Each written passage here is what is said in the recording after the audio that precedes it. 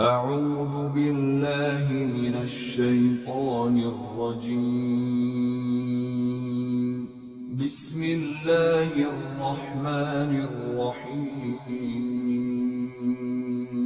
سورة یوسف آیت نمبر 33۔ قال رب السجن أحب إلي مما يدعونني إليه وإلا تصرف عني كيدهن أصب إليهن وأكن من الجاهلين۔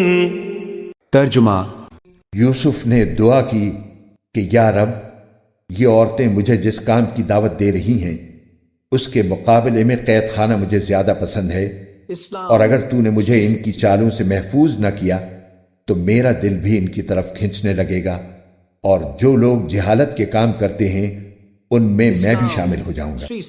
تفسیر: بعض روایات میں ہے کہ ان عورتوں نے جو پہلے زلیخا کو ملامت کر رہی تھیں، حضرت یوسف علیہ السلام کو دیکھنے کے بعد الٹی حضرت یوسف علیہ السلام کو نصیحت کرنی شروع کر دی کہ تمہیں اپنی مالکہ کا کہنا ماننا چاہیے، اور بعض روایات سے معلوم ہوتا ہے کہ ان عورتوں میں بھی کچھ نے انہیں تنہائی میں نصیحت کے بہانے بلا کر گناہ کی دعوت دینی شروع کی۔ اس لیے حضرت یوسف علیہ السلام نے اپنی دعا میں صرف زلیخا کا نہیں بلکہ تمام عورتوں کا ذکر فرمایا۔ آیت نمبر 34۔ فاستجاب له ربه فصرف عنه كيدهن إنه هو السميع العليم۔ ترجمہ: چنانچہ یوسف کے رب نے ان کی دعا قبول کی اور ان عورتوں کی چالوں سے انہیں محفوظ رکھا۔ بے شک وہی ہے جو ہر بات سننے والا، ہر چیز جاننے والا ہے۔ تفسیر: اور ان عورتوں کی چالیں اس سے دفع کرتی۔ دفع کرنا اس معنی میں ہے کہ یوسف علیہ السلام کی سیرت صالحہ کو ایسی مضبوطی بخش دی گئی جس کے مقابلے میں ان عورتوں کی ساری تدبیریں ناکام ہو کر رہ گئیں۔ نیز اس معنی میں بھی ہے کہ مشیت الہی نے جیل کا دروازہ ان کے لیے کھلوا دیا۔ آیت نمبر 35۔ ثم بدا لهم من بعد ما رأوا الآيات ليسجننه حتى حين۔ ترجمہ: پھر ان لوگوں نے یوسف کی پاک دامنی کی بہت سی نشانیاں دیکھ لینے کے بعد بھی مناسب یہی سمجھا کہ انہیں ایک مدت تک قید خانے بھیج دیں۔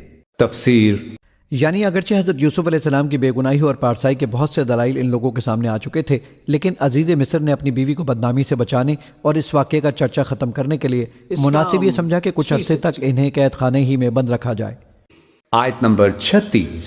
ودخل معه السجن فتيان قال أحدهما إني أراني أعصر خمرا وقال الآخر إني أراني أحمل فوق رأسي خبزا تأكل الطير منه نبئنا بتأويله إنا نراك من المحسنين۔ ترجمہ: اور یوسف کے ساتھ دو اور نوجوان قید خانے میں داخل ہوئے۔ ان میں سے ایک نے ایک دن یوسف سے کہا کہ میں خواب میں اپنے آپ کو دیکھتا ہوں کہ میں شراب نچوڑ رہا ہوں، اور دوسرے نے کہا کہ میں خواب میں یوں دیکھتا ہوں کہ میں نے اپنے سر پر روٹی اٹھائی ہوئی ہے اور پرندے اس میں سے کھا رہے ہیں، ذرا ہمیں اس کی تعبیر بتاؤ، ہمیں تم نیک آدمی نظر آتے ہو۔ تفسیر: روایات میں ہے کہ ان دونوں میں سے ایک بادشاہ کو شراب پلایا کرتا تھا اور دوسرا اس کا باورچی تھا، اور ان پر الزام یہ تھا کہ انہوں نے بادشاہ کو زہر دینے کی کوشش کی ہے۔ اس الزام میں ان پر مقدمہ چل رہا تھا جس کی وجہ سے انہیں قید خانے میں بھیجا گیا۔ حضرت یوسف علیہ السلام سے ان کی ملاقات ہوئی اور انہوں نے اپنے خوابوں کی تعبیر ان سے پوچھی۔ آیت نمبر 37۔ قال لا يأتيكما طعام ترزقانه إلا نبأتكما بتأويله قبل أن يأتيكما ذلكما مما علمني ربي إني تركت ملة قوم لا يؤمنون بالله وهم بالآخرة هم كافرون۔ ترجمہ: یوسف نے کہا جو کھانا تمہیں قید خانے میں دیا جاتا ہے وہ ابھی آنے نہیں پائے گا کہ میں تمہیں اس کی حقیقت بتا دوں گا۔ یہ اس علم کا ایک حصہ ہے جو میرے پروردگار نے مجھے عطا فرمایا ہے، مگر اس سے پہلے میری ایک بات سنو۔ بات یہ ہے کہ میں نے ان لوگوں کا دین چھوڑ دیا ہے جو اللہ پر ایمان نہیں رکھتے اور جو آخرت کے منکر ہیں۔ تفسیر۔ اس کا مطلب بعض مفسرین نے تو یہ بتایا ہے کہ حضرت یوسف علیہ السلام نے انہیں اطمینان دلایا کہ میں تمہارے ان خوابوں کی تعبیر ابھی تھوڑی دیر میں بتاؤں گا، اور جو کھانا تمہیں جیل سے ملنے والا ہے اس کے تمہارے پاس پہنچنے سے پہلے ہی بتا دوں گا۔ اور بعض مفسرین نے اس کا مطلب یہ بیان فرمایا ہے کہ اللہ تعالیٰ نے مجھے ایسا علم عطا فرمایا ہے کہ جو کھانا تمہیں جیل سے ملنے والا ہو اس کے آنے سے پہلے ہی میں تمہیں بتا سکتا ہوں کہ اس مرتبہ کون سا کھانا تمہیں دیا جائے گا۔ یعنی اللہ تعالیٰ مجھے بہت سی باتیں وحی کے ذریعے بتا دیتے ہیں۔ یہ بات آپ نے اس لیے ارشاد فرمائی کہ آپ ان دونوں کو توحید کی دعوت دینا چاہتے تھے، اور ان کو آپ کے اس علم کا پتہ چلنے سے اس بات کی امید تھی کہ وہ آپ کی بات کو غور سے سنیں۔ اس سے معلوم ہوا کہ کسی کو دین کی کوئی بات بتانی ہو تو اس کے دل میں اپنا اعتماد پیدا کرنے کے لیے اگر کوئی شخص اپنے علم کا اظہار کر دے اور محض بڑائی جتانا مقصود نہ ہو تو ایسا اظہار کرنا جائز ہے۔ حضرت یوسف علیہ السلام نے جب دیکھا کہ یہ دونوں قیدی ان پر خواب کی تعبیر کے بارے میں بھروسہ کر رہے ہیں اور انہیں نیک بھی سمجھتے ہیں تو خواب کی تعبیر بتانے سے پہلے ان کو دین حق کی دعوت دینا مناسب سمجھا، بالخصوص اس وجہ سے بھی کہ ان میں سے ایک کی خواب کی تعبیر یہ تھی کہ اسے سولی دی جائے گی اور اس طرح اس کی زندگی کی مہلت ختم ہونے والی ہے۔ اس لیے آپ نے چاہا کہ مرنے سے پہلے وہ ایمان لے آئے تاکہ اس کی آخرت سنور جائے۔ یہی پیغمبرانہ اسلوب ہے کہ وہ جب کوئی مناسب موقع دیکھتے ہیں اپنی دعوت پیش کرنے سے نہیں چوکتے۔ آیت نمبر 38۔ واتبعت ملة آبائي إبراهيم وإسحاق ويعقوب ما كان لنا أن نشرك بالله من شيء ذلك من فضل الله علينا وعلى الناس ولكن أكثر الناس لا يشكرون۔ ترجمہ۔ اور میں نے اپنے باپ دادا ابراہیم، اسحاق اور یعقوب کے دین کی پیروی کی ہے۔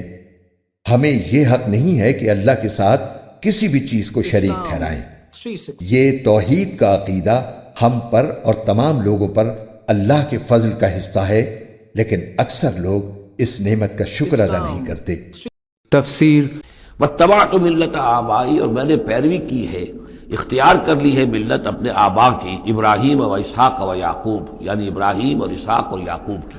یہاں اس سے مراد کیا ہے؟ دیکھیے کہ ایک شخص جو ہے بچپن میں ہی اگر پیدا ہوا ہے مسلمانوں میں تو ایک تو ہے موروثی عقائد کے جو اسے ملے ہیں، اور ظاہر بات ہے کہ وہ اللہ کا نام جانتا ہے، رسول کا نام جانتا ہے، کلمے اس کو پڑھا دیے گئے، نماز سکھا دی گئی۔ لیکن ایک ہوتا ہے جب انسان شعور کی عمر کو پہنچے تو خود اپنے غور و فکر سے کسی شے کو قبول کرنا، کسی شے کو اختیار کرنا۔ تو گویا کہ حضرت یوسف علیہ السلام اس کا تذکرہ کر رہے ہیں کہ میں نے شعوری طور پر، کیونکہ اب جو زندگی گزر رہی ہے، جن لوگوں کے مابین گزر رہی ہے، وہ لوگ تو کافر ہیں، وہ لوگ تو کسی نبی سے وحی سے واقف ہی نہیں ہیں، مصر کے قوم ہے، لیکن یہ کہ میں نے ان کے طریقے کو چھوڑ دیا ہے شعوری طور پر فیصلہ کر کے، میں نے شعوری طور پر اختیار کیا ہے اپنے آبا و اجداد، صرف اس لیے نہیں کہ وہ میرے آبا و اجداد ہیں بلکہ اس لیے کہ ان کا راستہ میرے نزدیک صحیح ہے، عقل سلیم کے نزدیک جو ہے وہی معقول ہے۔ ما کان لنا ان نشرک باللہ من شیء، دیکھو ہمارے لیے یہ روا نہیں ہے کہ ہم اللہ کے ساتھ کسی بھی شے کو شریک کریں۔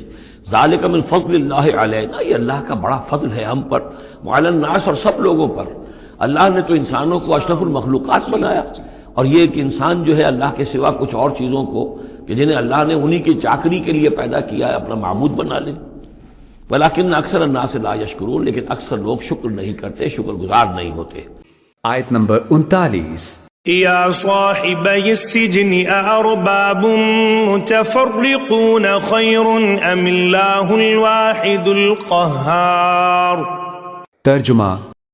اے میرے قید خانے کے ساتھیوں، کیا بہت سے متفرق رب بہتر ہیں یا وہ ایک اللہ جس کا اقتدار سب پر چھایا ہوا ہے؟ تفسیر۔